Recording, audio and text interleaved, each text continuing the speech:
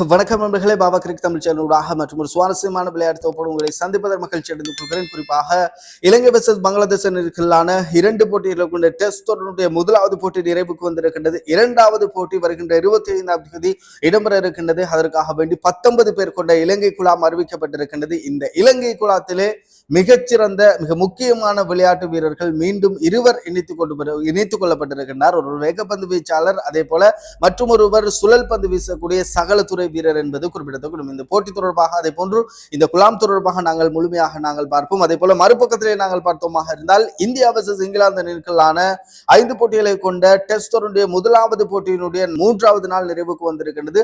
மிகச்சிறப்பான முறையிலே துடுப்படுத்தாடி இருக்கின்றார்கள் இந்தியா அணியினர். இரண்டாவது இன்னிங்ஸை ஆரம்பித்த இந்திய அணி அற்புதமான முறையில் துடுப்படுத்தாடி KL ராகுல் சதத்தினை பெற்றிருக்கின்றார். அதே போல Rishabh Pant back to back சதத்தினை பெற்றிருக்கின்றார். இது தொடர்பாக நாங்கள் முழுமையாக பார்ப்போம். அதுக்கு முன்பதாக நீங்க இன்னும் பாபா கிரிக் தமிழ் சொல்லக்கூடிய யூடியூப் சேனலை சப்ஸ்கிரைப் பண்ணி சொன்னா கண்டிப்பா சப்ஸ்கிரைப் பண்ணி அந்த பெல் ஐக்கனை மட்டும் தட்டணும் தெரிவிச்சுங்க. காரணம் நான் போடுகின்ற ஒவ்வொரு வீடியோக்களும் உங்களுக்கு உடனுக்குடன் நோட்டிபிகேஷன்ல வந்து விழும். இப்போ வாங்க இந்த வீடியோக்குள்ள.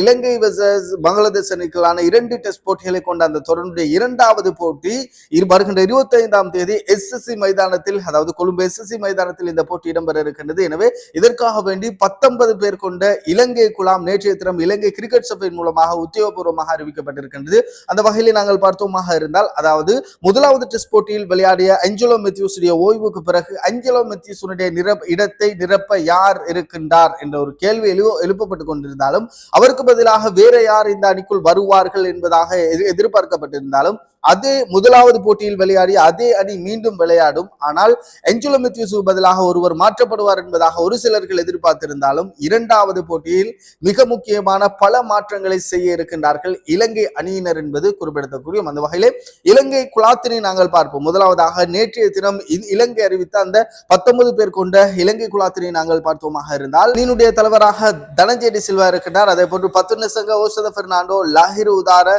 தினேஷ் சந்திமல், குசல் மெண்டிஸ், கமிந்து மெண்டிஸ், பசுந்து சூரிய பண்டார, சுனல் தினோச, ಪವನ್ ರತ್ನಾಯಕ, ದುನಿತ್ ಬೆಲ್ಲಾಲಕೆ, ಪ್ರಭಾತ್ ಜಯಸೂರಿ, ತರಿಂದು ರತ್ನಾಯಕ, ಅಖಿಲ ಧನಂಜಯ, ವಿಶ್ವ பெர்னாண்டோ, அசித பெர்னாண்டோ, கசுன் ராஜித்த, இசித விஜயசூரி ஆகியோர்தான் இந்த குழாத்திலே இணைத்துக் கொள்ளப்பட்டிருக்கிறார்கள். குறிப்பாக இந்த குழாத்திலே விஸ்வ பெர்னாண்டோவும் அதே போன்று துனித் வெல்லாலகே ஆகிய இருவரும் மேலதிகமாக இணைத்துக் கொள்ளப்பட்டிருக்கிறார்கள். ஆனால் இவர்கள் இந்த போட்டியில் விளையாடுவார்களா என்ற ஒரு கேள்வி எழுப்பப்பட்டிருந்தாலும் விளையாடக்கூடிய வாய்ப்புகள் அதிகமாக இருக்கின்றமை குறிப்பிடத்தக்கூடிய ஒரு விடயமாக இருக்கின்றது. அதே போல மற்றொரு விறுவிறுப்பான போட்டி தற்பொழுது இடம்பெற்றுக் கொண்டிருக்கின்றது.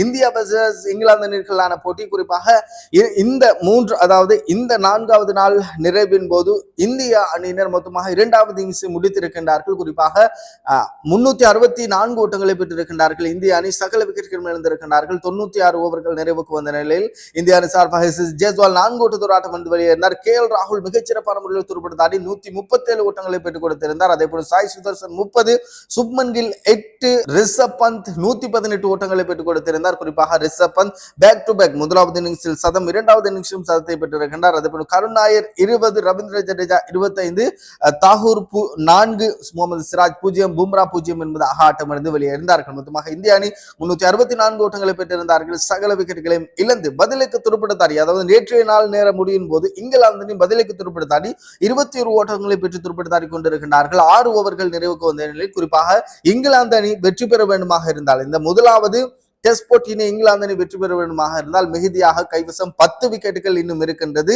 அதே போன்று 350 ஓட்டங்களை பெற்றார்களாக இருந்தால் இந்த போட்டியிலே முதலாவது டெஸ்ட் போட்டியில் இங்கிலாந்து அணி வெற்றி பெறுவார்கள் என்பதில் எந்த விதமான மாற்று கருத்துக்களும் இல்லை.